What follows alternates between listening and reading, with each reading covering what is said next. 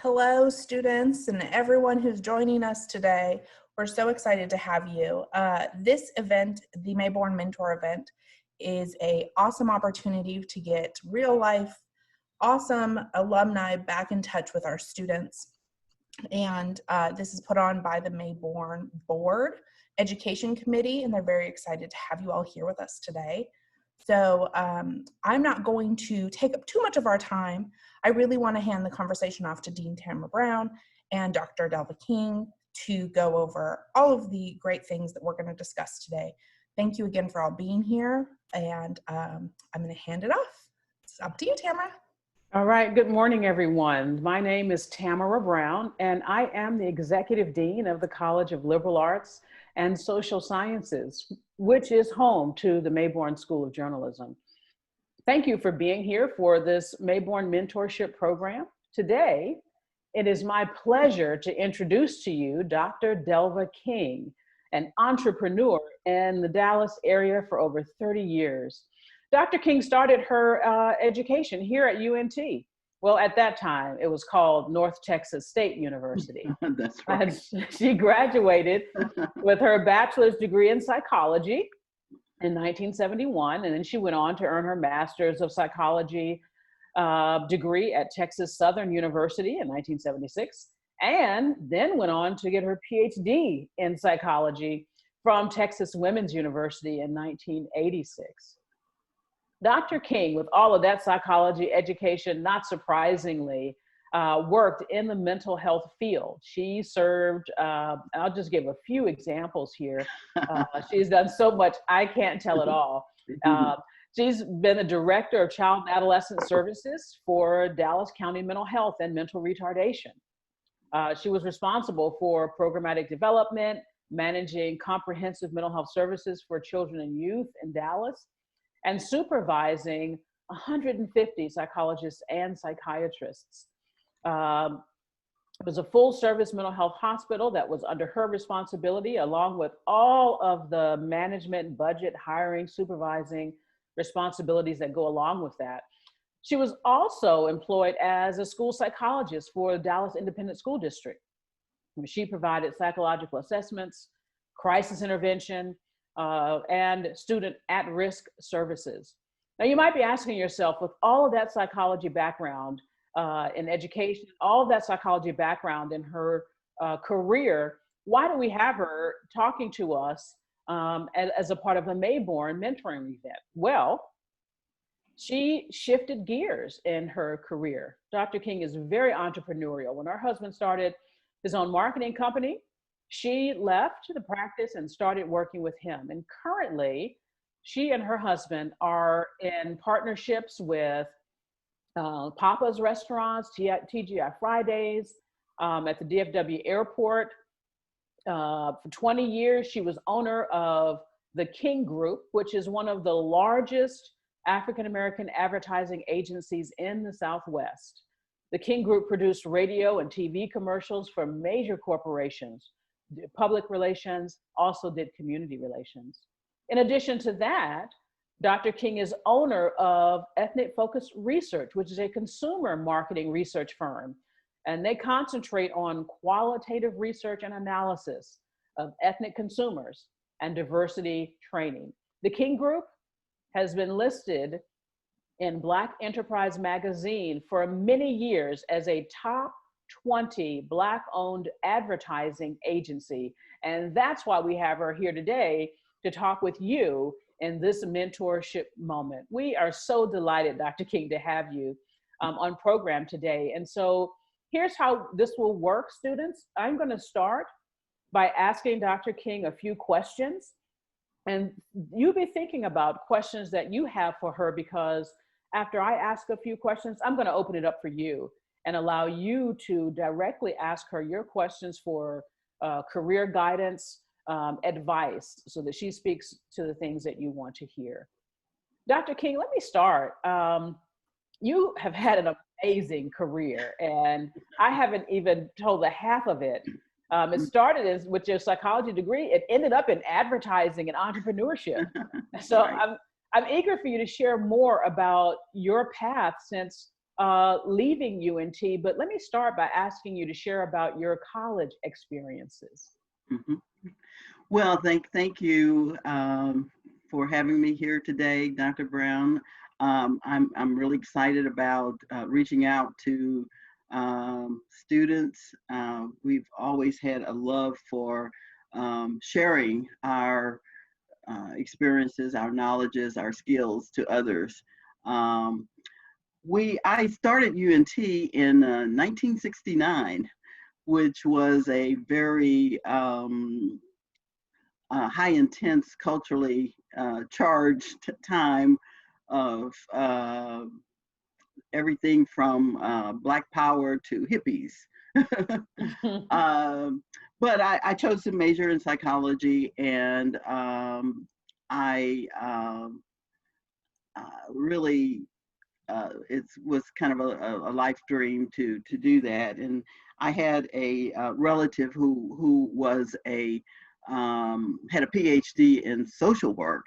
So I kind of from afar studied her and decided that that's what I wanted to do. And I was pretty motivated, and had a lot of belief in myself that I could do it. And I didn't have close relationships with professors. I established my own networking group and my social groups, and we all supported each other, and we made it through. I graduated in 3 years, got my BA in 3 years, and that kind of put a head start on my life, and that's the reason why I've done so much in such a well, I won't say a little time, because it's over a 50-year period. So now, and then I went on to get a master's degree at Texas Southern in psychology and school psychology. I had some dilemmas when I was when I got to the next level, because I wanted to be a clinical psychologist like Dr. Brown, and was unable to meet, was unable to meet some of the demands of the program. So I had to go somewhere else, and and ended up going to Texas Women's University and got a PhD in school psychology. Wasn't what I wanted to do in life, but that's what I did. And that's one of the things that I've found in life, is that opportunities come to you, and you have to make it work. You have to make it work for you. As I said, I had a dream of being a psychologist, working with individuals and families, and the traditional psychologists. But I ended up working in the schools and pretty much doing the same things. But I had 2 professors at TWU who helped and guided me, and that was my first opportunity to experience a relationship with a unexperienced person like me and an experienced person like my professors, and they were able to help me and guide me and support me through the PhD program at TWU. And during that process, I also did my dissertation on mentoring. I was one of the first mentoring dissertations that were out there, and mine was dealing with beginning teachers in the school district of DISD. So mentoring has kind of been a part of my life, professionally and personally as well. One of the kind of was all over the place there. I mean, it's all connected, right? I want to ask you a little bit more about what you shared about mentoring. I mean, you did your PhD dissertation on mentoring at a time when that really wasn't something that people talked about. or really thought was important. So you were sort of a trailblazer in that regard, even Right. as a student in graduate school. And now here Right. today, we recognize it's so important that we're having this opportunity. I mean, could you share a little bit about why you thought mentoring was so important, and how you've been engaged in mentoring over the course of your career, not just today? Well, I just became interested in mentoring through my own personal experiences, and as I said, I I found that my relationship with my professors was so helpful, and I saw the value of that. And when I worked in the school district, I was noticing, I was doing assessments at the time. I was evaluating kids for special ed, and I would get a lot of referrals, and I noticed there was a pattern. I was getting referrals from beginning teachers. And as we sort of looked at things, I could tell that there were problems. The teachers were having problems. And so I was able to get with the administrators and develop a program where we matched those beginning teachers with experienced teachers. And this was a very extensive research project. It was unheard of to be allowed to, because I was able to get teachers out of the classroom and go through some training. That's kind of unheard of because you don't get teachers out of the classroom. But we were able to show that teachers that received mentoring from mentors who were trained, as well as having a support group for them, showed the most progress and the most success. And so that was very, very exciting for me, and of course it helped me to get my degree. Now, my relationship with the journalism department started back in the early 90s. I had left the mental health field and went into the advertising business with my husband. And I came across an article in the paper talking about a mentoring program that was being established at the Mayborn Journalism Department by Dr. Roy Busby. And I'm sure some of your students may have heard of Dr. Busby. And he was developing the program. So back in those days, whenever I saw something that said mentoring, it caught my eye, because those were the early stages of even talking about mentoring. And so I picked up the phone and called Dr. Busby, and we developed a relationship. And as a result, we developed an internship program for the students there in the Mayborn program, as well as we had the opportunity to present to students in the classroom on a quarterly basis or semester basis, and it was an opportunity to share our knowledge and actually get the interns involved with our day-to-day business, and was really, really rewarding opportunity. Wow. And I think we need to we have to help each other. Yeah. Sometimes students get overwhelmed, and we understand you get overwhelmed. But if you have someone to just nudge you along and say, you can do it, you can do it, no matter what, you can do it. And that's what a mentor does. And try to encourage you to push your limits and go further than what you even expected. Yeah. And that's what happened with me. One of the things that in the advertising business, I just have to share some little lessons learned in the advertising business, is that one, you have to have a willingness to stretch your limit. Yes, to push yourself to go beyond where you are today, and know that you can do that. And you have to be willing to learn continuously. Now, I started out again in the field of psychology, didn't know anything about advertising. So I walked in there today, day one, in a daze. But I was willing to learn. I was willing to learn. I learned new things. I learned a new technique.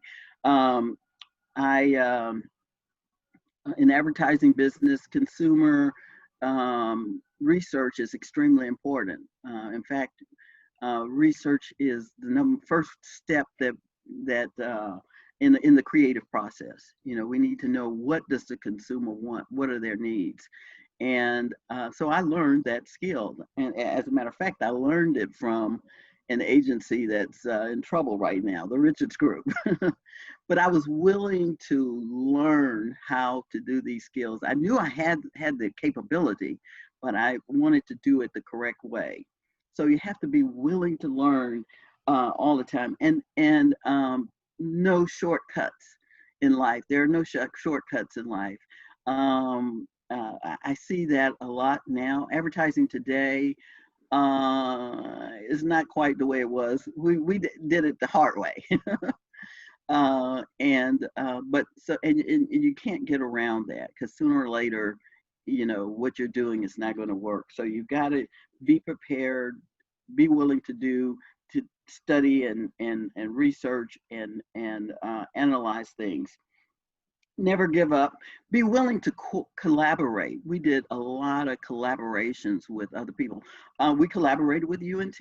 We collaborated to start a mentoring program in our ad agency.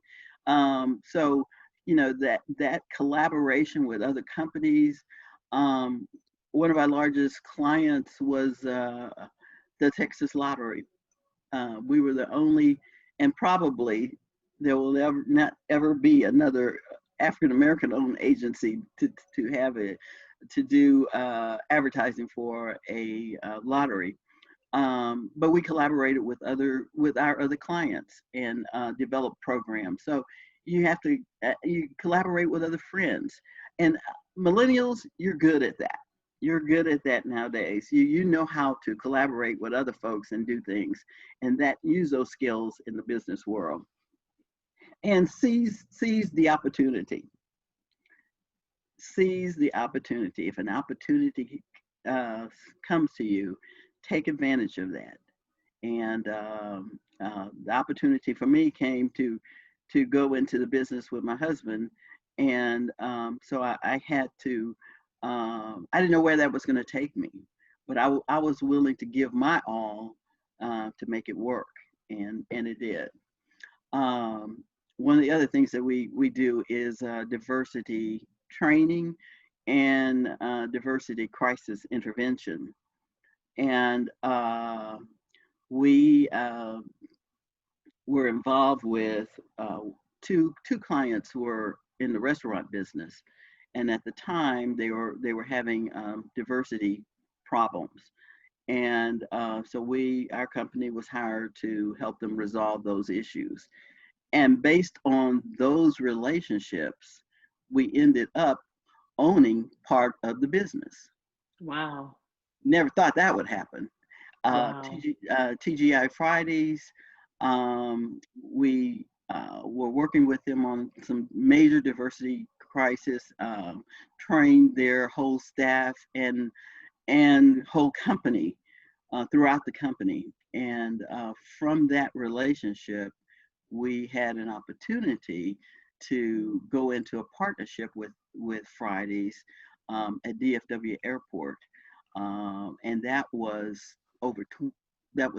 almost 30 years ago. Wow. And from that, we went to another restaurant and was having the same issues and ended up with a partnership. So you get to seize those opportunities when they come. Yeah. Well, students, get ready to ask your questions. I'm going to ask Dr. King one last question that really she's partially answered. So we're going to be opening it up to you really shortly here to to pose your questions. So get ready for that. Dr. King, you know, many of our students have questions about what they can do with their major beyond just the obvious connection. Our students have a variety of interests, and sometimes those interests sort of fall at the margins in between degree programs, right? I mean, you know, our society has changed, and there are just so many interests. We can't. It's impossible for any university to create a major for every, you know, area, and so students are cobbling together experiences with a major, with a minor, with concentration to prepare them for their career pathway. But a question they often have is, you know, how do I get from this major to what I'm trying to get to over there? And your career story has been sort of an example of that, how you get from psychology over to, you know, owning businesses and advertising and marketing and all the rest. So if you could, you know, just maybe sort of one piece of advice, and it may be something you've already said, about, you know, what should our students think about or focus on in terms of broadening their view of what they can do with their major, rather than thinking their major is sort of just the obvious connection that you would think about? What one piece you would give of advice for that? I think you're on the right track. I think as students, you need to be as diverse in your knowledge as possible. Learn as much as you can in different areas. You know, life used to be pretty steady and predictable, but today things are not predictable, and especially as we go through this pandemic. And as you know, we're all learning new skills. We're learning a skill. You're utilizing a skill this morning that has been thrown upon us. So you've got to be willing to adapt and adjust to whatever environment. And if you've got the academic background, that just assists you in as much as possible. In other words, learn everything you can about computers, about social media, you know, all that you can about, you know, if it's PR, you know, what's the latest in PR? You know, be on top of what's happening now, and somehow that hopefully can help you gauge what's going to happen in the future. Talk to people. Talk to people in the field. Learn from them. Listen to them. I have some challenges as I work with young folks on listening to what to our advice that we give these days. And you know, I think as millennials, you feel that you know everything, but it's important to reach out to other folks and gain knowledge from them. So I think you know, as diverse of a program that you can throw yourself into is going to prepare you for the real world. I had no advertising background, no advertising experience, but I just got in there and learned everything. I networked with other agencies. I networked with other professionals and learned from them, and was able to formulate and create where I wanted to go. And you know, you never know where you're going to go. But you just have to be willing to expose yourself to a variety of professions, and be willing to learn and take the next step. I think what you're saying is spot on. It's more about being open. It's more about being flexible and taking advantage of opportunities. And it sounds like what you're also saying is think about the skills that you have and how they can be used in different types of settings. Right. It's certainly clear that you used a lot of what you got in psychology from the research skills that you were talking about before, and Yeah. understanding people and so forth. And you use those skills in this different avenue. And so that's a part of the answer as well. Yeah. Sometimes we have to be willing to step out of the box and explore all our alternatives in life. I never,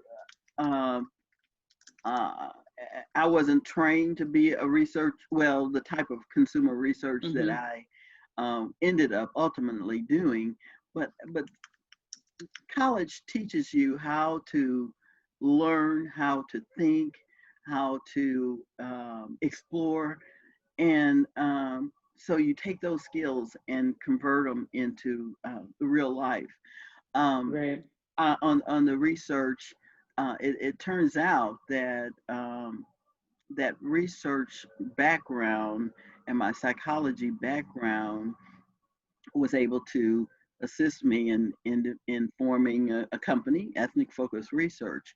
And I did focus groups throughout many industries, the health industry, the banking industry, restaurant, just so many different industries. Yeah.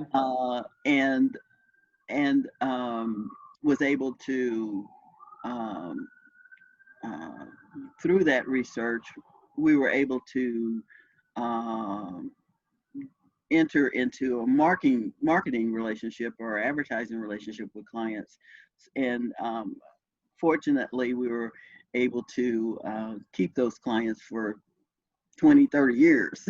Yeah. And I must say, I mentioned earlier about my early relationship with Mayborn journalism department through my relationship with Roy Busby. And I'll show you how things work. I just happened to see this in the paper. I called Dr. Busby. We developed a relationship. I developed a relationship with the journalism department. He ended up referring us to a potential client, which was Sally Beauty Supply, which is located there in Denton. And we ended up being the ad agency for Sally Beauty Supply for many, many, many years. But it all started from that seed of me reading the newspaper and finding out about the program and developing a relationship. So you see how things happen, and I can't tell you how many situations happen like that. Yeah. Well, we've got a couple of questions here. Tiffany, I see your hand raised. Would you unmute and ask Dr. King your question? Good morning, Dr. King. Thank you so much for taking the time out to speak to us. Hi, Tiffany. So the first question that I have is, let me go up here. I actually have a couple of them. Okay.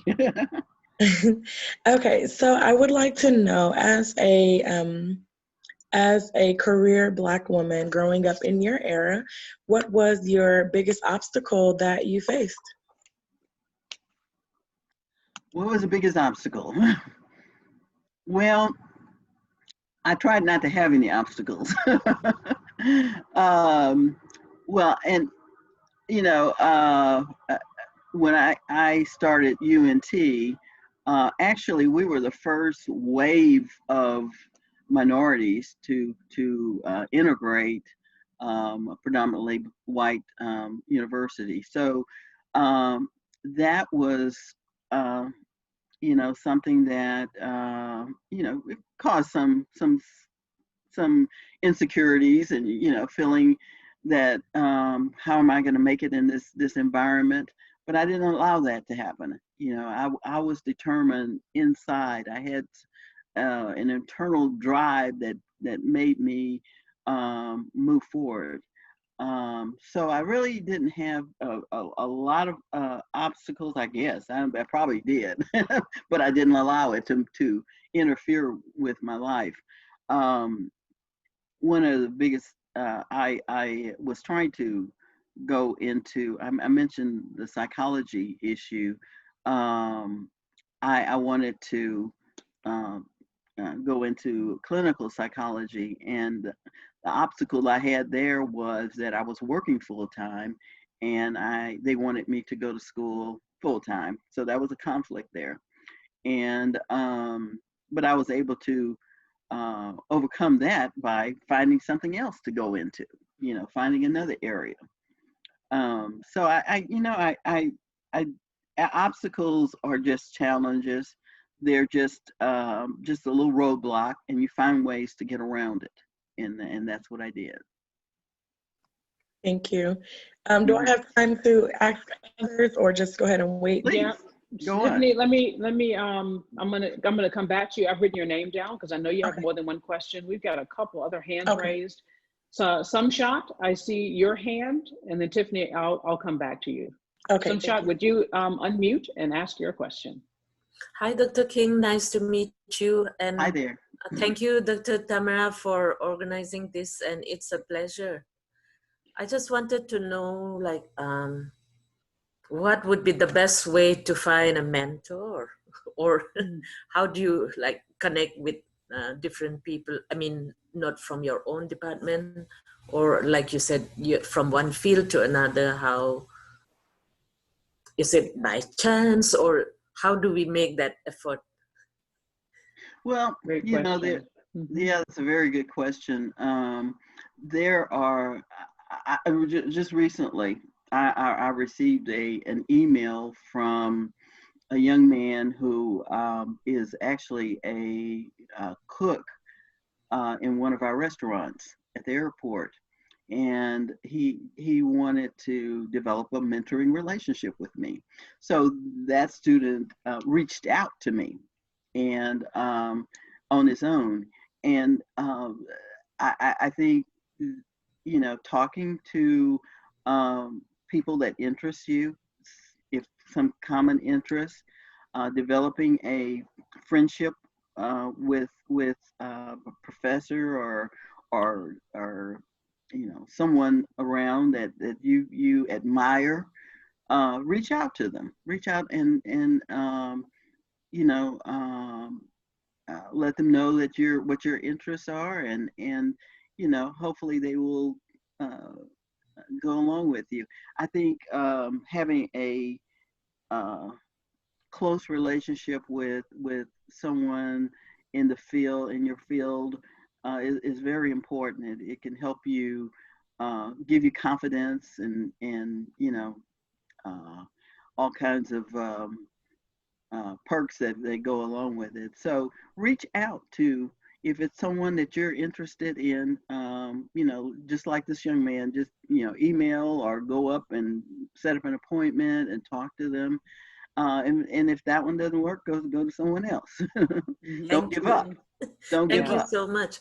That's so great. And Dr. Tamara, like before the COVID, I was thinking when you had that days set on which you have people coming in, I thought I will Yes. come to see you, and the COVID thing happened, and I don't know if you're back to your office, but Yeah, I doing, want to meet you one day. Yeah. yeah. This is I'm doing student office hours. And so shoot me an email if you haven't gotten Yes. the invitation. But yes, I still am doing student office hours every other week. I'd love to have you there. So just shoot me an email and I'll give you the details. Thank you so much. I'll do that. Thank you. Great. Felix, I see your hand. Would you unmute and ask your question? Good morning. Good morning. Please, I would like to know, what is one technique that you learn about advertising that you wish your interns would have before they come to you? That's a good question. That's a good Yeah. question. Well, I'll just kind of be brutally honest. One of the things that we learned with the interns was that they weren't really prepared for the advertising business, and just not enough understanding of how an an advertising agency works. But as far as one particular skill, I would say that probably willingness, just that willingness to learn, and understand that, you know, learn everything about the agency. You know, there are entry points of um, uh, various account executive is kind of an entry point.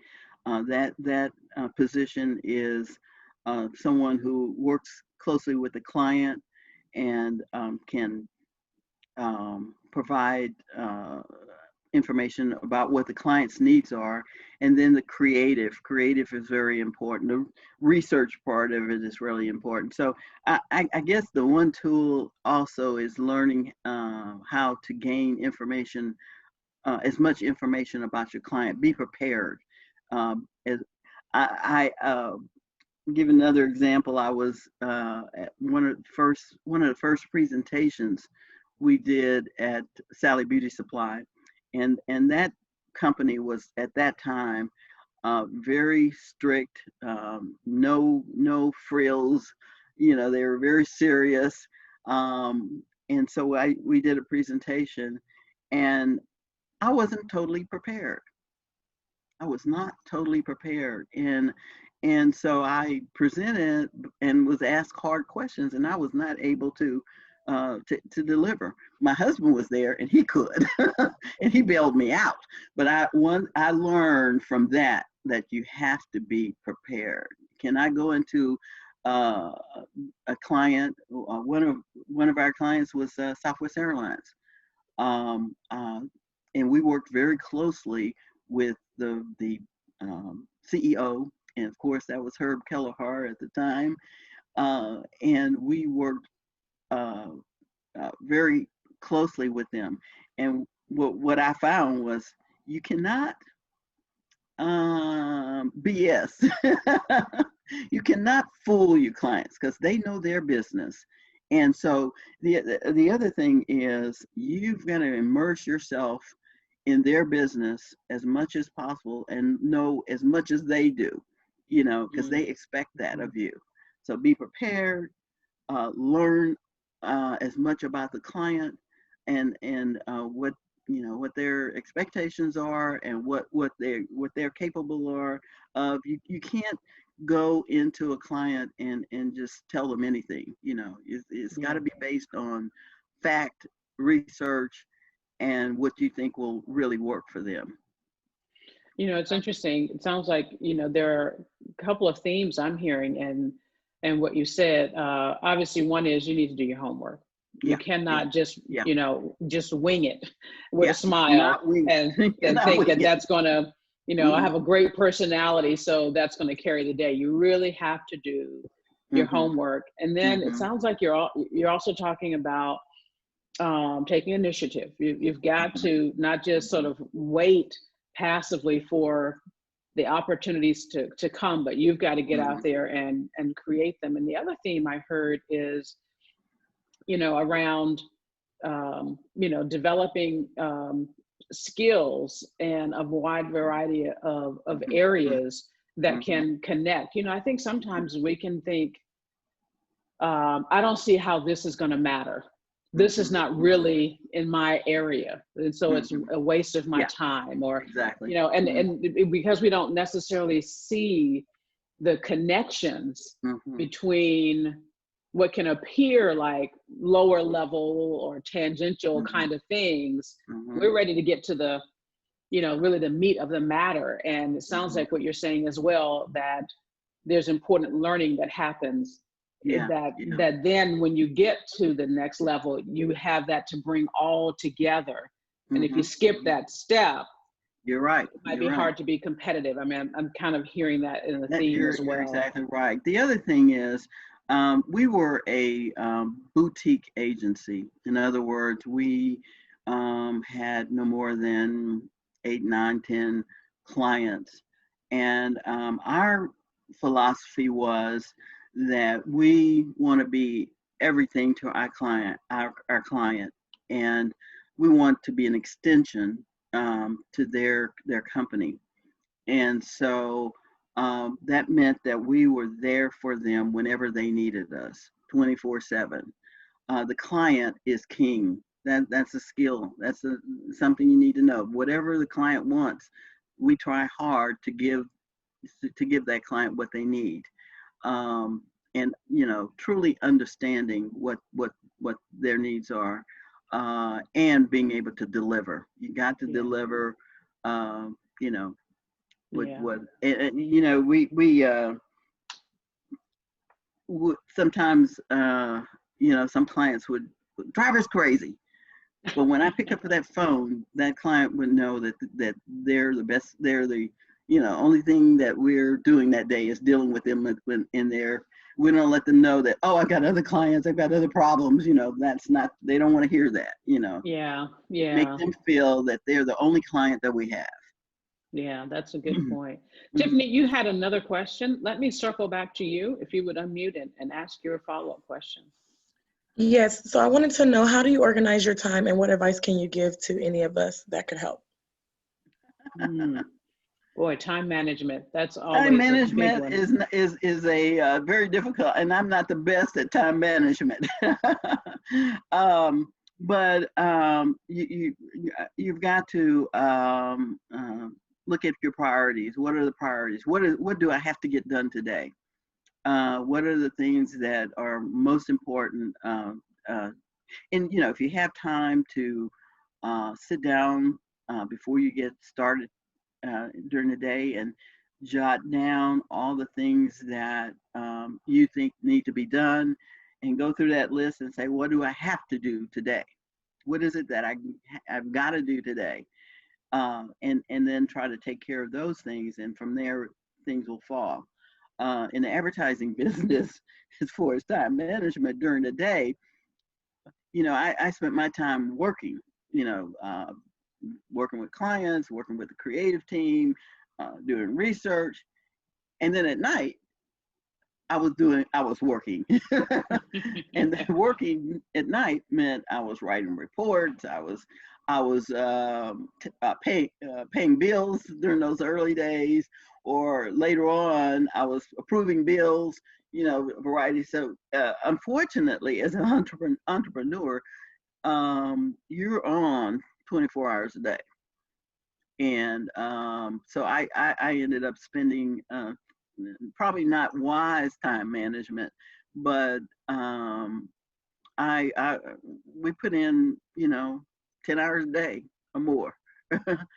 And I've also been known to spend the night. One night I was doing a research project, and again, I had to get this done for the client. The client wanted it, and me and another researcher spent all night churning numbers, processing data until the sun rose.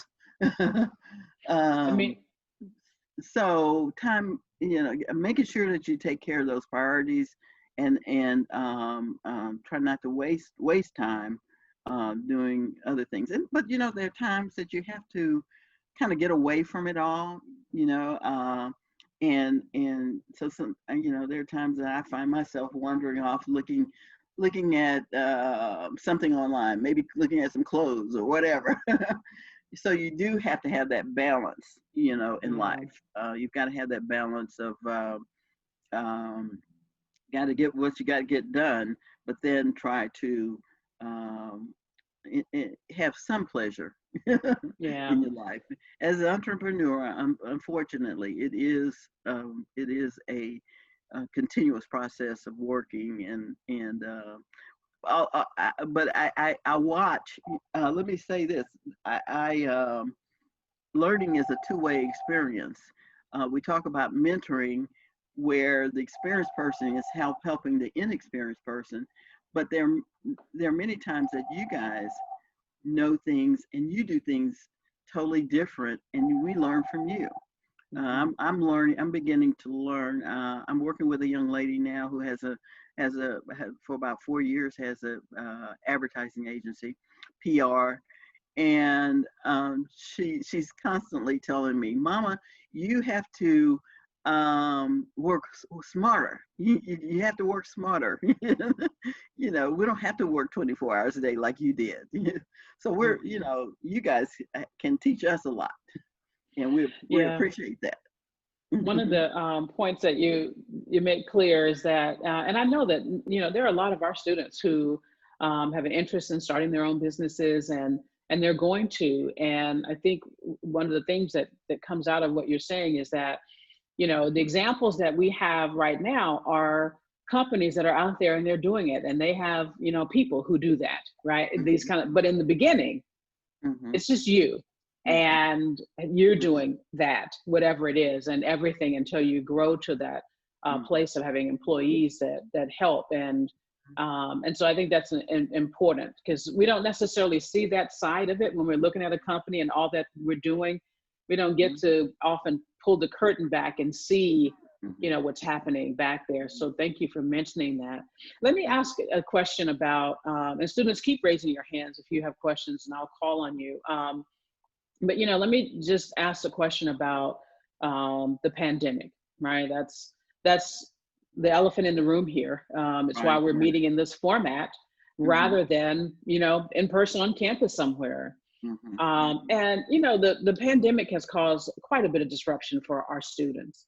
Not only are they having to learn in a different modality than before, but a lot of the college going experience has been paused while we wait for a vaccine. And so they're missing out on those elements.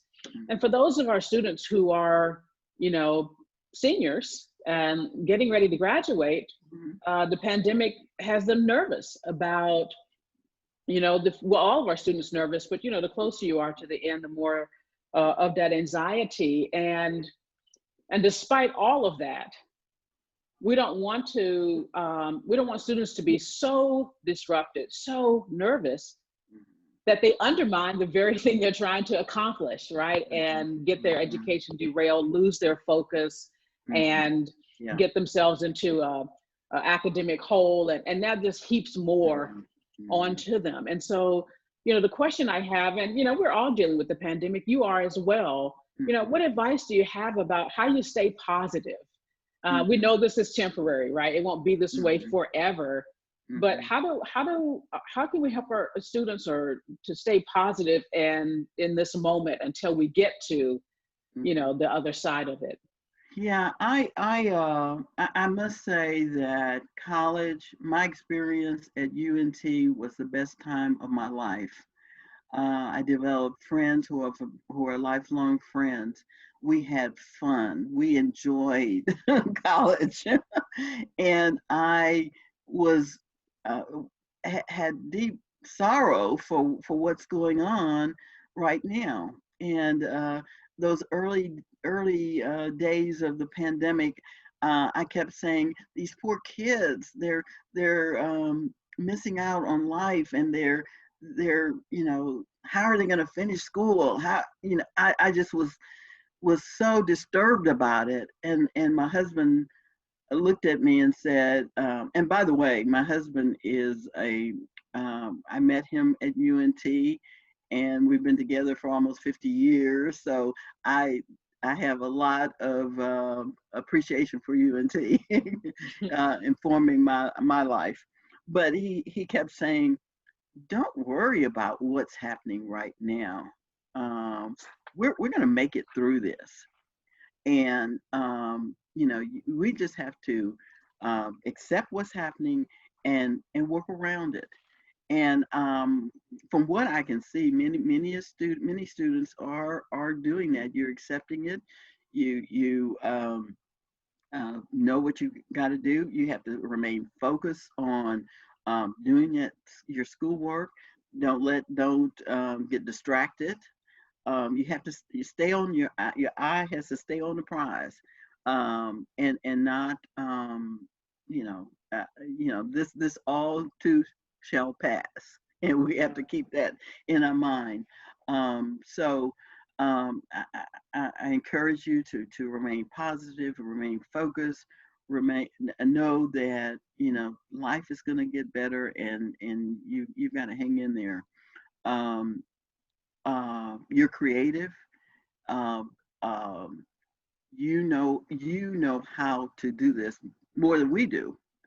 When I say I'm talking about the old folks. But network with your friends, stay in touch with your classmates, develop a study group online, by Zoom or whatever. I have a grandson who is there at UNT, and the other night he sent me a video, and he and his friends all had laptop computers, and they're all on the bed, and they're all studying on a Friday night. I could not believe that, on a Friday night. So stay engaged, with your classes, your classmates, as much as possible.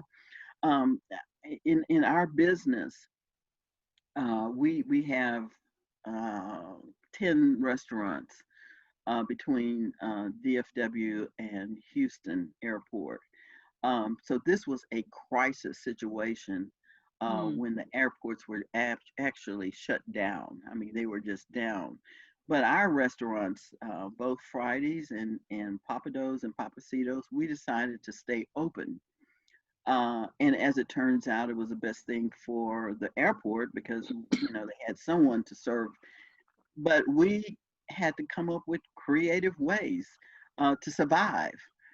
We had to reduce staff. We had to cut down, change our menus. We had to have cleaning protocol, just a whole new world. So, take this on as an opportunity to be challenged and learn new ways of doing things. I'm really kind of proud to see how people are adjusting, and even my organizations, they are doing Zoom happy hours and Zoom parties and that kind of thing, and you can do that too, to maintain some sanity. But don't be discouraged. This is an unusual time, and we appreciate you hanging in there and doing what you got to do academically. It's in the end, you're going to be stronger than a lot of others, because you're going to learn new skills. You're going to learn new ways to do things, and you're willing to do that. Whereas other generations would have a hard time making this adjustment and adapting. So be brave and stay focused, and you'll make it. It almost sounds like the advice that you were giving earlier about how to be successful in a career, being open, being flexible, learning through the obstacles, even what you talked about in your own life when you wanted to pursue your PhD in clinical psychology here. And when you encountered a barrier, you didn't allow that to derail your goal. You pursued the PhD in a related field at a different university. You sort of shifted with a roadblock or a challenge. Exactly. And you've been talking about that all along. And it's interesting to make that same connection to the shifts that we're going through now. Pandemic. Yes, it's the same kind of thing about being open and being flexible and seeing this as skill development. Right, exactly. Yeah. The good news is that you're right. Our students are creative, and they have been doing, a lot of the things that you're talking about. I think it's just new. Anytime you experience a challenge, it's a challenge because it's new, and you're having to adapt. But they're finding their way, and I appreciate that advice. Yeah, we've got about 5 minutes left. I don't know if there are any remaining questions from our students. They've asked some really great questions.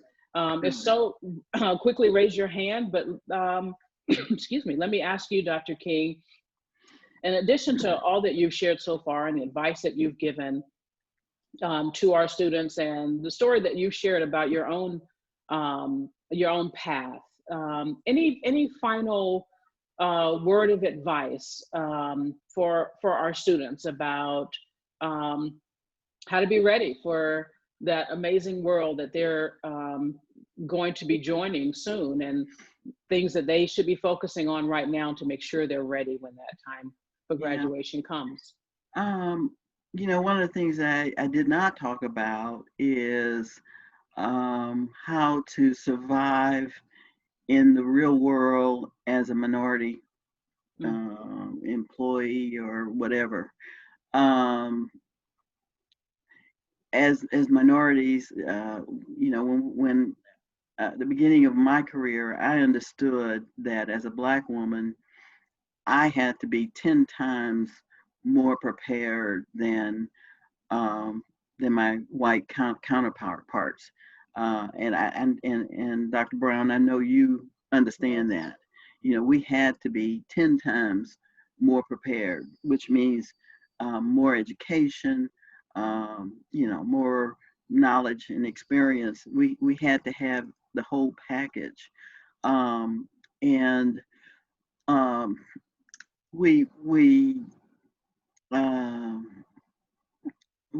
have to work harder, you know, and somehow I think we've kind of lost that. We've lost that that understanding that, you know, we've got to work harder than other folks to succeed in life. And you know, it's very difficult to be in a world where no one is like you, but you maintain your pride and dignity of who you are and where you've come from. And you know, as we're learning right now, I think in this era of the pandemic, the racial tension that is going on, we're all learning to take a pause and learn to appreciate each other for who we are. And I you know, I want you to be prideful of who you are as a female, as an African American, as an Asian, or whatever, you know, and that you can make it in the corporate world or entrepreneurship world, but knowing that you've got to work a little bit harder to try to get there. You know. Thank you, Dr. King. I appreciate the advice that you've given and the encouragement that you've given to our students today. We've learned a lot from those words, and also from the example of your own life and career. So thanks for sharing that as well. And thank you, students, for being here. And I mean, that you showed up to this program shows that you are displaying the very characteristics that Dr. King was talking about today, taking initiative.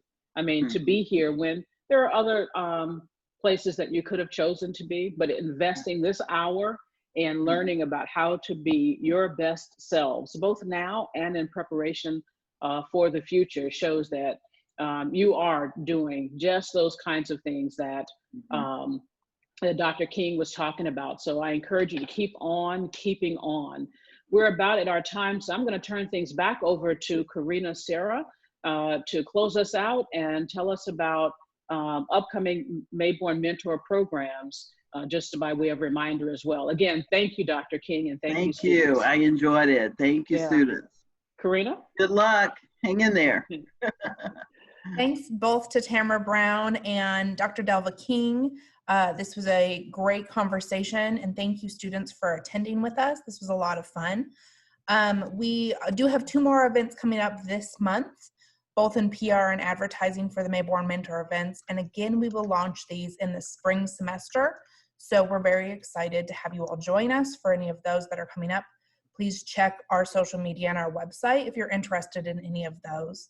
But we really appreciate it. Very excited to have you all. And I know the Mayborn board would be very excited to know how many people participated today. So I'm going to go report back to them right now. But thank you, thank you, thank you. And we hope to see you later this month and again in the spring. Take care, everyone. Great. Bye-bye. Thank you. Appreciate it. Enjoyed it. Thanks.